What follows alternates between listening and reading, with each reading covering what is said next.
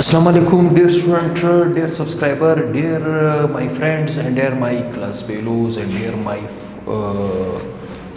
my colleagues. उम्मीद करता हूँ आप अच्छे होंगे। रोज़ा शरीफ अभी तक चल रहा है। वैसे मैं रोज़े में ये वीडियो बना रहा हूँ, हो सकता है ईद के बाद आपको ये वीडियो रिलीज़ हो टाइम के मुताबिक, जुमेरात की शाम 7:30 बजे और इतवार की शाम 7:30 बजे। जैसे मैंने आपसे वादा किया था कि हर एक चैप्टर का इंट्रोडक्शन करके दूंगा। जिस चैप्टर को आप ज़्यादा पसंद करते हो उसके ऊपर ज़्यादा लाइक्स दो, ज़्यादा कमेंट्स दो, ज़्यादा डिमांड पैदा करो, ज़्यादा सब्सक्राइबर दो, तो उस चैप्टर को मैं आपको A to Z करवा के दूंगा। चैप्टर क्या है? चैप्टर नंबर 4 है। इसका नाम है स्टेट्स ऑफ मैटर फर्स्ट, जिसे हम कहते हैं गैस। आपको अच्छी तरह पता होना चाहिए। ये बात मैं पहले चैप्टर में, दूसरे चैप्टर के इंट्रोडक्शन में भी बता चुका हूँ कि मैटर की 2 तरह की टाइप्स है। एक है फॉर्म्स ऑफ मैटर, दूसरा है स्टेट्स ऑफ मैटर। ठीक, दूसरा है स्टेट्स ऑफ मैटर। तो आपको ये अच्छी तरह पता होना चाहिए कि स्टेट्स ऑफ मैटर हमारे पास 4 टाइप्स के हैं। कितने टाइप्स के हैं? 4 टाइप्स के। ठीक, 4 टाइप्स की है हमारे पास। ठीक, जो सबसे पहली टाइप है, जिसका चैप्टर है, जिसे हम कहते हैं गैसियस। क्या कहते हैं? गैस। ठीक, नंबर 1 पहला है गैस, दूसरा है लिक्विड, तीसरा है सॉलिड और चौथा है प्लाज्मा। चौथा हम किसे कहते हैं? Plasma.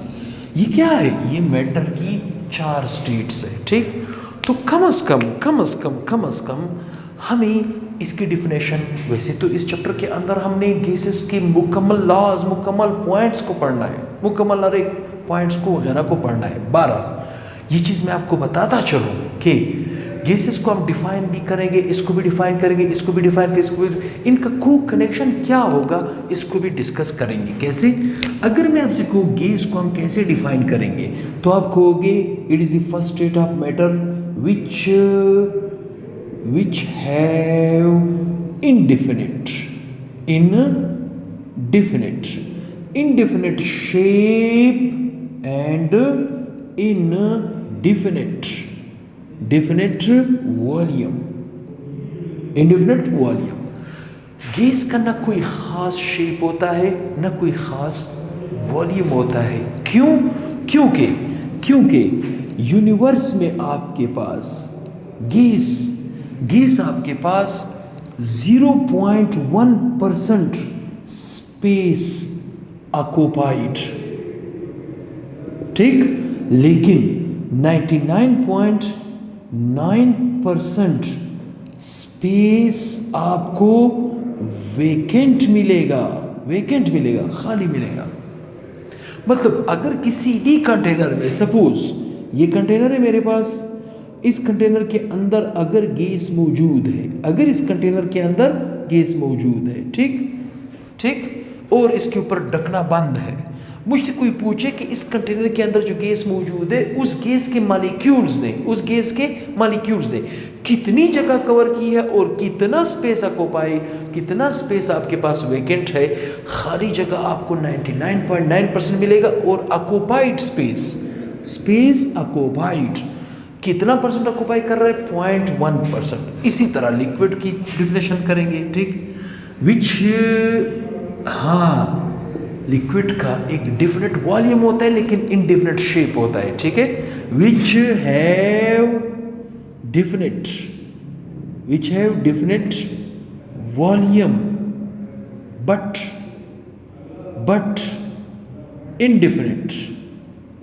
indefinite shape is called liquid। ठीक, और अगर सॉलिड देखा जाए तो सॉलिड आपके पास क्या होगा? Which have definite volume and definite shape, which have definite volume and definite shape। Number 4 plasma.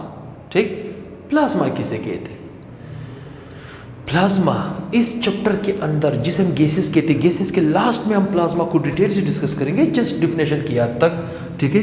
Plasma आपके पास स्टेट ऑफ मैटर है, स्टेट ऑफ मैटर है, which have indefinite shape, indefinite volume. जैसे आपके पास गैस है, न गैस का भी ना कोई शेप है ना कोई वॉल्यूम है, इसी तरह प्लाज्मा का भी ना कोई शेप है ना कोई वॉल्यूम है, लेकिन which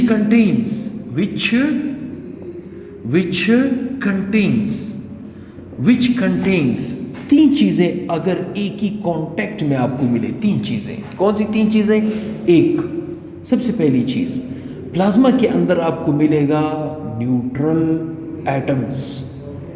क्या मिलेगा? Neutral atoms. दूसरा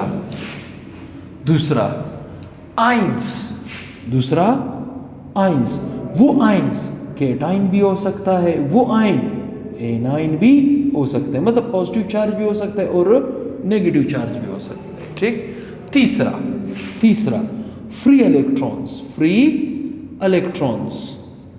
अगर ये तीन चीजें आपको किसी भी जगह पे मिले, किसी भी कांटेक्ट में मिले, किसी भी जगह पे न्यूट्रल एटम्स मिले, आइंस मिले और फ्री इलेक्ट्रॉन्स मिले, आप उसे क्या कह सकते हो?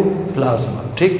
तो अब इन तीनों स्टेट्स, ये चारों स्टेट्स ऑफ मैटर का आपस में किस तरह का ताल्लुक होता है, हम उस ताल्लुक को भी यहाँ पे ग्राफ की मदद से रिप्रेजेंट करने की कोशिश करेंगे। जैसे मैं यहाँ पे लिख रहा हूँ सॉलिड, यहाँ पे मैं लिख रहा हूँ लिक्विड, यहाँ पे मैं लिख रहा हूँ गैस और यहाँ पे मैं लिख रहा हूँ प्लाज्मा।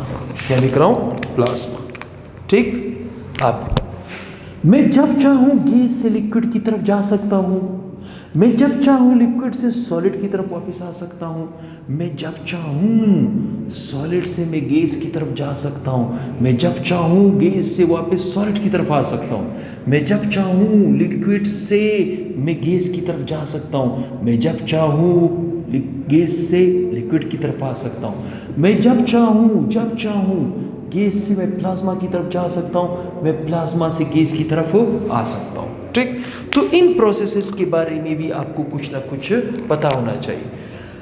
जब आप सॉलिड को लिक्विड में कन्वर्ट करते हो, जब आप सॉलिड को लिक्विड में कन्वर्ट करते हो, जब आप सॉलिड को लिक्विड में कन्वर्ट करते हो, तो ऐसे प्रोसेस को हम कहते हैं मेल्टिंग पॉइंट। क्या कहते हैं? Melting point. और जब आप लिक्विड से सॉलिड बनाते हो तो ऐसे प्रोसेस को हम कहते हैं freezing point. Melting point, freezing point, ठीक। जब आप सॉलिड से डायरेक्ट गैस की तरफ जाते हो, ऐसा प्रोसेस कहलाया जाता है सब्लिमेशन। जब आप गैस से वापस सॉलिड की तरफ आओगे तो ऐसा प्रोसेस कहलाया जाता है डिपोजिशन। क्या कहलाया जाता है? डिपोजिशन। जब आप लिक्विड से डायरेक्ट गैस की तरफ जाओगे तो ऐसा प्रोसेस कहलाया जाता है एवापोरेशन। क्या कहलाया जाता है? एवापोरेशन। जब गैस से वापस लिक्विड की तरफ आओगे तो ऐसा प्रोसेस कहलाया जाता है कंडेंसेशन। क्या कहलाया जाता है? कंडेंसेशन। जब आप गैस से प्लाज्मा की तरफ जाते हो, जब आप गैस से प्लाज्मा की तरफ जाते हो, जब आप गैस से प्लाज्मा की तरफ जाते हो, जब प्लाज्मा से वापस गैस की तरफ आते हो तो कौन से प्रोसेस होते हैं? जब गैस से प्लाज्मा की तरफ आप जाओगे तो ऐसा प्रोसेस कहलाया जाता है आयोनाइजेशन। और जब आप प्लाज्मा से वापस गैस की तरफ आओगे तो ऐसा प्रोसेस कहलाया जाता है डी आयोनाइजेशन, ठीक। तो इनके बारे में आपको काफ़ी कुछ पता होना चाहिए। तो कितने प्रोसेस हुए? पहला प्रोसेस, सॉलिड से आप लिक्विड की तरफ जाओगे, कौन सा प्रोसेस होगा? दूसरा प्रोसेस, ठीक। जब आप लिक्विड से वापस सॉलिड की तरफ आओगे, जब सॉलिड से लिक्विड की तरफ जाओगे तो मेल्टिंग पॉइंट, जब लिक्विड से सॉलिड की तरफ आओगे तो फ्रीजिंग पॉइंट, ठीक। तीसरा प्रोसेस, जब सॉलिड से आप गैस की तरफ जाओगे। चौथा पॉइंट, जब गैस से आप वापस सॉलिड की तरफ आओगे, जब सॉलिड से आप गैस की तरफ जाओगे तो ऐसा प्रोसेस कहलाया जाता है सब्लिमेशन। ऐसा प्रोसेस क्या कहलाया जाता है? सब्लिमेशन। जब गैस से वापस आप सॉलिड की तरफ डायरेक्ट आओगे तो ऐसा प्रोसेस कहलाया जाता है डिपोजिशन। क्या कहलाया जाता है? डिपोजिशन। ऐसा प्रोसेस क्या कहलाया जाता है? डिपोजिशन। नंबर 5, पांचवा पॉइंट क्या है? पांचवा पॉइंट आपको ये कह रहा है कि अगर आप लिक्विड से गैस की तरफ जाए, लिक्विड से गैस की तरफ, ठीक, लिक्विड से गैस की तरफ जाएंगे तो ऐसा प्रोसेस कहलाया जाता है एवोपोरेशन या वेपोराइजेशन भी कहा जाता है, ठीक। और अगर आप नंबर 6, अगर आप गैस से वापस लिक्विड की तरफ आएंगे, गैस से लिक्विड की तरफ आएंगे तो ऐसा प्रोसेस कहलाया जाता है कंडेंसेशन। क्या कहलाया जाता है? कंडेंसेशन, ठीक। और नंबर 7, जब आप गैस से प्लाज्मा की तरफ जाते हो, गैस से प्लाज्मा की तरफ जाते हो, प्लाज्मा स्टेट में जा रहे हो, ठीक, तो ऐसा प्रोसेस कहलाया जाता है आयोनाइजेशन, ठीक। और जब आप प्लाज्मा से गैस की तरफ आओगे, जब आप प्लाज्मा से गैस की तरफ आओगे तो ऐसा प्रोसेस कहलाया जाता है डी आयोनाइजेशन, ठीक। उम्मीद करता हूँ ये थोड़ा सा छोटा सा इंट्रोडक्शन जो गैस के चैप्टर के मुतालिक था, ये आपको अच्छा लगा होगा, प्यारा लगा होगा। अगर आप इस चैप्टर को पढ़ना चाहते हो तो इस चैप्टर को या इस लेक्चर को आपने ज़्यादा से ज़्यादा शेयर करना होगा, ज़्यादा से ज़्यादा कमेंट्स इसके ऊपर आने चाहिए, ज़्यादा से ज़्यादा लाइक्स आने चाहिए, ज़्यादा से ज़्यादा सब्सक्राइबर आने चाहिए। तो जिस चैप्टर के जो चैप्टर का इंट्रोडक्शन मैं आपको करके दूंगा, जिस चैप्टर के इंट्रोडक्शन पे ज़्यादा कमेंट्स आएंगे, ज़्यादा लाइक्स आएंगे, ज़्यादा सब्सक्राइब आएंगे, तो मैं इंशाल्लाह आपसे वादा कर रहा हूँ कि उस चैप्टर को मैं A to Z आपको कंप्लीट करके दूंगा, ठीक। तो नेक्स्ट वीडियो के साथ मेरे चैनल के साथ रहिए हमेशा। क्वेटा साइंस एकेडमी के साथ उसे ज़्यादा से ज़्यादा शेयर करें, ज़्यादा से ज़्यादा सब्सक्राइब करें, लाइक्स वगैरह कमेंट्स वगैरह भी दिया करें। तो अपना ख्याल भी रखिए, हम आपकी दुआओं में आप हमें भी याद रखा करें। अल्लाह हाफ़िज़।